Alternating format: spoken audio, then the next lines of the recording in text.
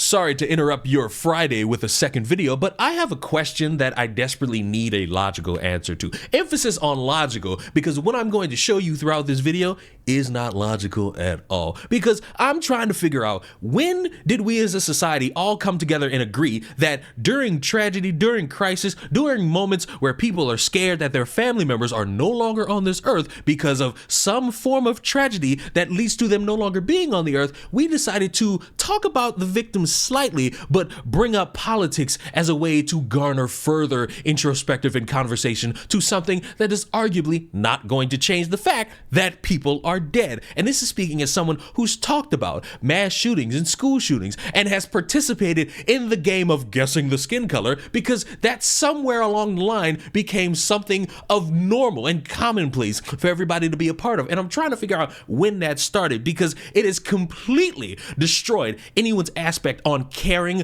about anything regarding people dying, and instead focuses more on, oh my God, what are the politics of all the players involved in this scenario? Because it makes us all look like horrible human beings. Case in point, when I made this video all those years ago about a school shooting, I'm watching people in real time lie about the school shooter and claim that it was a random transgender all the way in another state. This school shooting happened in Texas. This person that they was pinning it on, I believe, was in Oklahoma. And that's not enough time to go from Oklahoma and to Texas to do a school shooting and journey back to Oklahoma. That was impossible to do for someone who wasn't that smart enough. And the reasons people were pinning it on that were stupid. And the justifications I got in my comment section were absolutely stupider. And it made me think, wow, people need to not do this ever again. You should, I don't know, wait for more information. That way you don't look stupid in trying to pin something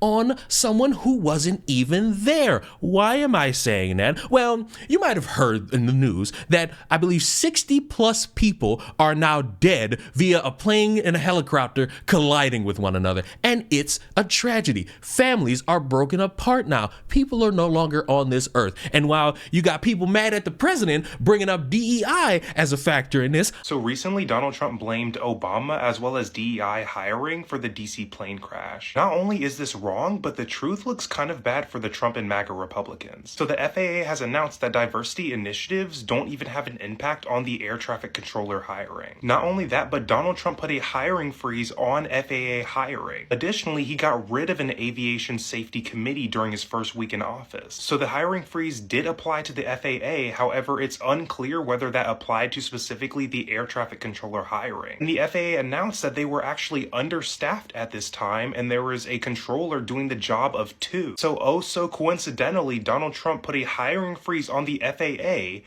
and then FAA just announced that they were understaffed at the time of this incident. That's still in addition to him getting rid of that safety committee as well. And I don't know how you can blame DEI for air traffic controller hiring, because these people need to pass examinations in order to get hired. Like, if you don't pass their tests, you're not going to get hired in the first place. So there's no sort of diversity initiatives or non-merit-based initiatives. But even if they did have DEI initiatives, that does not mean that the people that they hire are unqualified. But that's a conversation for another video. So let me just get this straight. Donald Trump fired the head of the TSA last week and also gutted a key aviation safety advisory committee. Elon Musk also forced out the head of the FAA, and until today, there was no leader of the FAA. And then Donald Trump also implemented a federal hiring freeze, including air traffic control workers, which has been very understaffed in recent years. And now we're just learning that the airplane towers on the night of the crash in Washington, D.C. were understaffed, and one person was doing the job of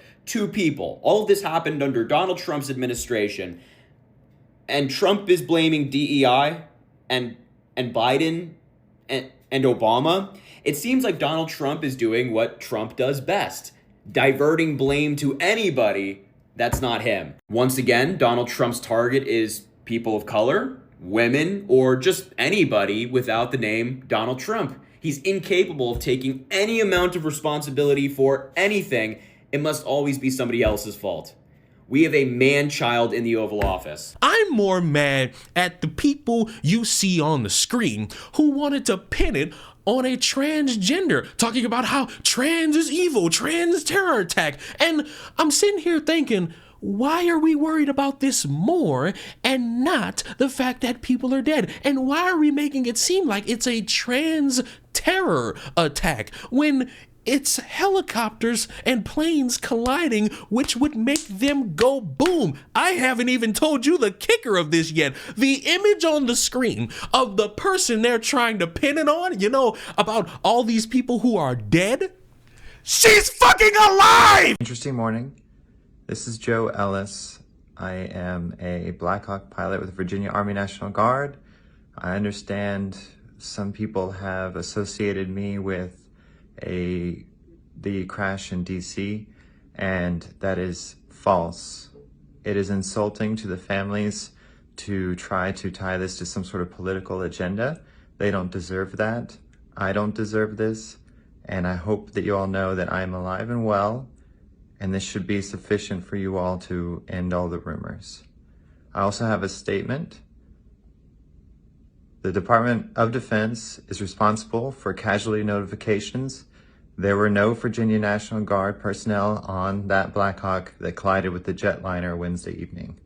Thank you. I get it. I truly do understand it. That over these past number of years, maybe even a few decades, everyone's lost trust in TV media. You do not trust anyone who's a part of mainstream unless they perk your ear. But for the love of fuck, trusting the internet is even worse, because these are a bunch of people who are fueled by misinformation on an app where you get paid to do it, and they find it easy to just spread misinformation, and as long as no one checks them, they will keep spreading that misinformation. It is only then that someone comes out with credible information that is someone being alive that y'all are accusing of killing a bunch of people, having to say, hey, you're all pieces of shit and you shouldn't do that. Yeah, okay, fine. I'll change my tune about this while still adding in a blurb that means nothing in regards to the current situation. People are dead, and maybe I'm the weird conspiracy theorist, but in a matter of confusion and everyone's trying to figure out how this all occurred,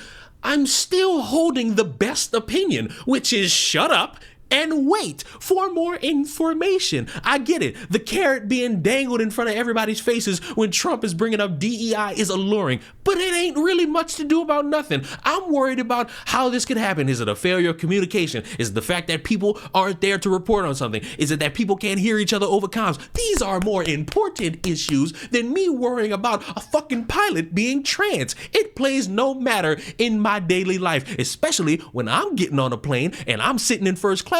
I'm not thinking, wait a minute, is that a transgender black fat flying my plane? No, I'm thinking, let me close my eyes and turn on my music while I fall asleep, and hopefully my plane lands. And I know someone's gonna try me with the, well, we should actually start thinking about how destructive DEI is. No, I'm not thinking about that shit. Why? Because people are dead, and I'm worried about motherfuckers spreading misinformation for the fuck of it. Why? Because that doesn't help the conversation. That doesn't help figure out how this happened. That just creates stupid ass fucking talk on people who believe that, yeah, I'm supposed to hate these people because now they're gonna fucking sit here and realize that if it wasn't because of this person here, this motherfucker was gonna be alive. That's stupid, and that is destructive to actually bringing a semblance of peace to a group of people who are grieving their family members. Because could you imagine losing your family member in a plane crash, and all of a sudden a motherfucker grabs you on the shoulder and says,